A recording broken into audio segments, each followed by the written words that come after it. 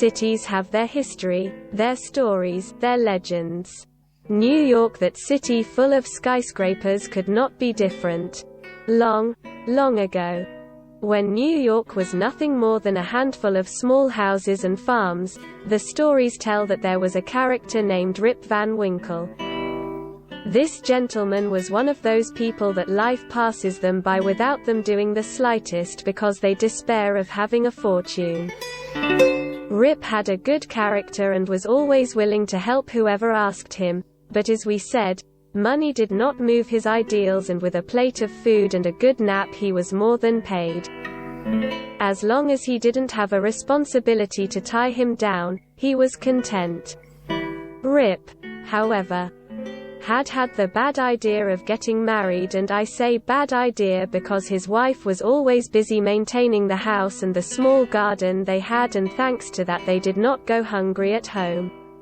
Because our friend was unable to provide what they needed necessary for your family. However, she did not stop ranting against Rip Van Winkle, and with good reason, because she was the one who maintained the home while Rip wandered through the mountains, went hunting with his dog, or took long naps under the trees in the summer, or had long conversations in the village tavern. Rip, as we say, was lazy. He even avoided his wife to avoid arguing. Well, arguing. The only one who spoke was his wife, when he had no other choice, and it was impossible for him to run away from home. He was silent and sat in a corner to receive the reprimand. He did not even take time to answer. The laziness was such that he preferred to spend a long time listening to his wife tell her everything she thought about his way of being than to get involved in some domestic brawl. One fine spring day, listening to the storm that was brewing at home, he took his shotgun and, followed by his dog, headed for the nearby mountain, with the intention of bringing some food for the house, and if he did not succeed in hunting, he would limit himself to a good long nap sitting under one of the huge trees that filled the slopes. He went up and up, hoping to find a rabbit, maybe a deer, or a nest of quail. Tired of walking, and seeing that nothing was presented to him that would incite him to hunt, he sat down under a leafy tree and agreed to take a good and pleasant nap. Closing his eyes, he began to get carried away by Morpheus, but after a while he heard thunder. He opened his eyes, but the sky was clear. Thinking that it was a game of his mind, he closed his eyes again, and in less than a rooster crows he heard the thunder again. He got up to take a good look at the horizon. Sometimes storms announce his arrival with thunder from afar. If that were the case and he managed to discover where the thunder was coming from, he could find some place to shelter from the rain. He climbed onto a huge rock nearby and searched the sky for signs of storm clouds, but nothing. As he was about to climb down from the rock, he saw a little man lumbering a barrel down the path. This caught his attention. What the hell would that man do with such a large barrel in those anduriales? He was watching him for a moment, and seeing himself discovered by the little man, he greeted him kindly to indicate that he was a friend of his. The being stared at him, and Rip at that moment realized how strange his face was, with a beard that reached almost to his waist, pointed ears, and strange clothes that ended with a hat. Rip and little man looked at each other for a while as if they were analyzing each other. Both were surprised to have found themselves in such a lonely place. Suddenly the man cracked a smile and motioned for him to come closer. Rip did so. Helping others was one of his signs, and since it was getting close to lunchtime and he hadn't hunted anything, possibly the being he had found invited him to eat something that he carried in his saddlebag. The stranger motioned for him to push the barrel, and so they walked along the path for a long time. The truth is that Rip was of few words. But the little man didn't bother to talk much either, and they both made their way without giving each other more than sidelong glances and the occasional polite semi-smile. They came to a kind of cave more or less large that Rip had never seen in those places, and when he saw that the man entered it, Rip loaded the barrel on his shoulder and followed him. The noises of thunder and storm, far from moving away, were heard even closer. In a few steps, not many, the cavern widened and a huge opening appeared, giving way to a very strange place. Rip didn't know if he was outside or inside, because although it was brightly lit you couldn't see any sky. The plants were strange to him. And he was used to wandering in the woods, and he knew all the flora of those places, and the inhabitants of that place seemed strange to him, very similar to his companion. None of them were higher than his waist. They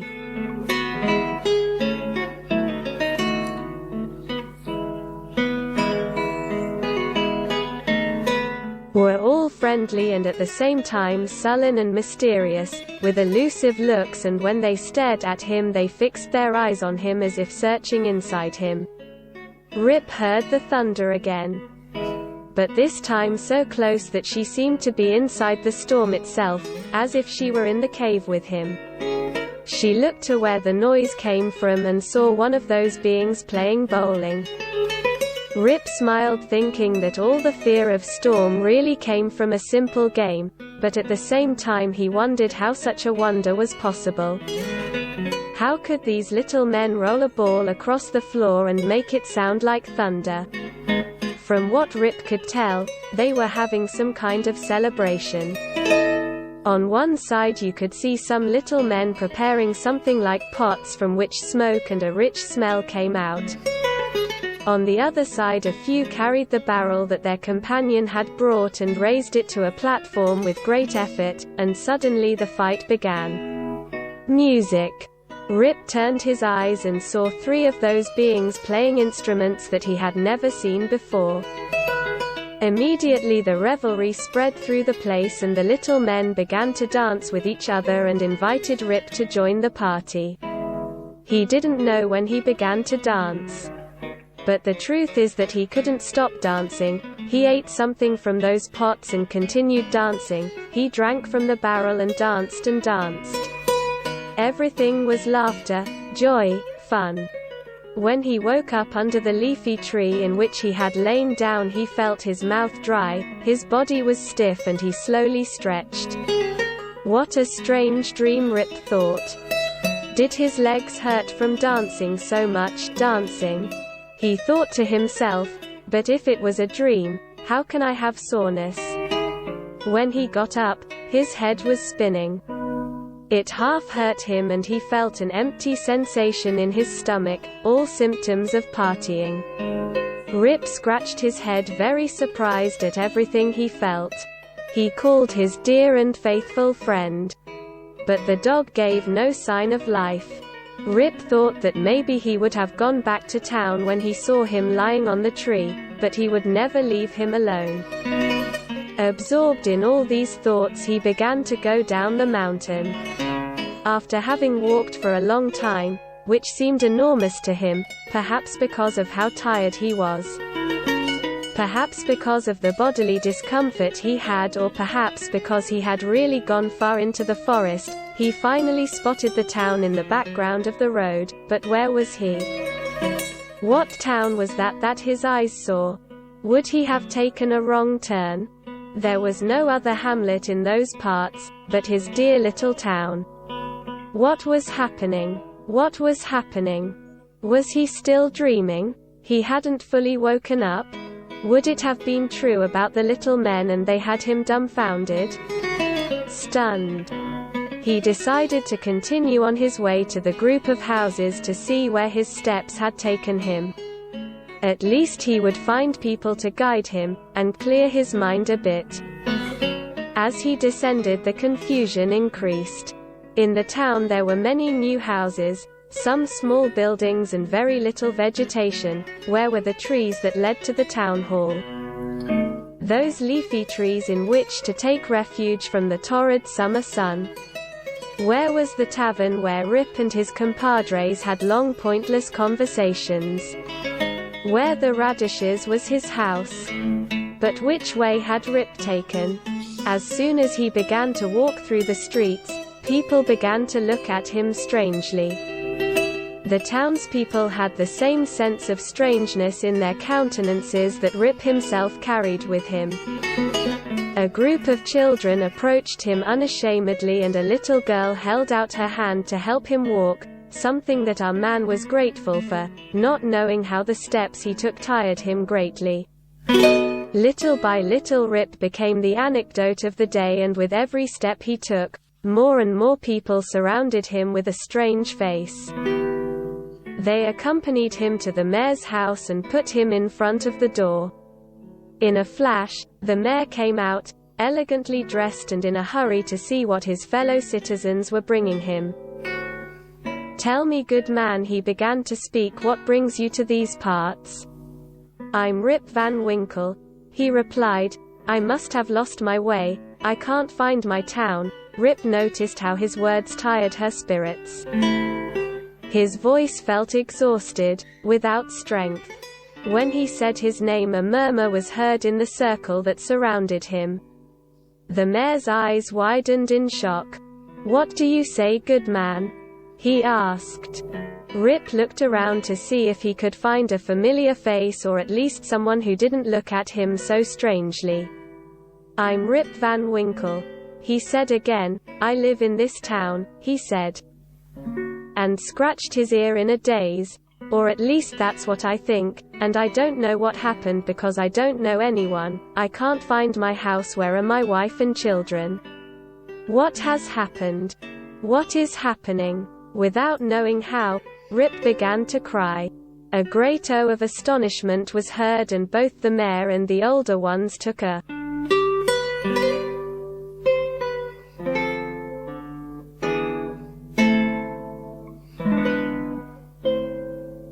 step back in fear at what they heard. Someone brought a chair, and Rip's weary bones took possession of it. What a relief he felt to be able to sit down. He hadn't realized how tired he was. The mayor looked in amazement at this old man sitting in the chair, with a long beard and a wrinkled face, who said his name was Rip Van Winkle, a local who was part of the legends of the town. According to that legend, the man with the same name as the old man had disappeared many years ago, and no matter how much they searched all around, they never found him. His dog, which had always accompanied him everywhere, appeared in the forest where he used to go, and no one could never find any trace of Rip Van Winkle. Soon a woman appeared, all anguished.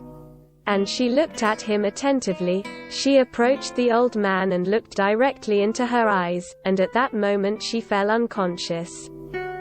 A great murmur began to be heard, and the mayor ordered Rip to enter his house, where they fed him, made him take a good hot bath, gave him new clothes to change into, and when he finally came out refreshed and clean, he found the woman who had passed out sitting in the living room waiting for him, her face full of tears.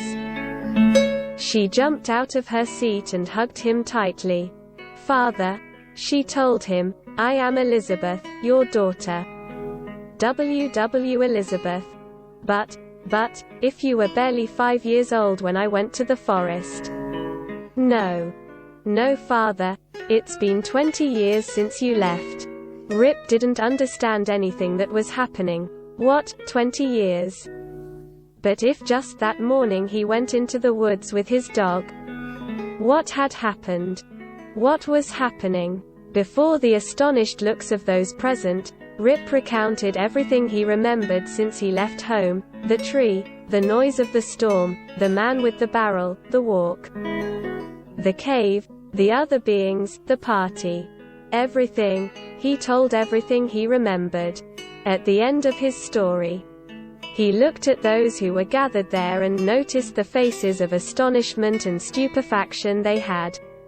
No one ever knew how to explain what happened to Rip Van Winkle. His daughter took him home, and our character lived his last years there. He rarely went out on the street because his bones were no longer the same, and he got very tired.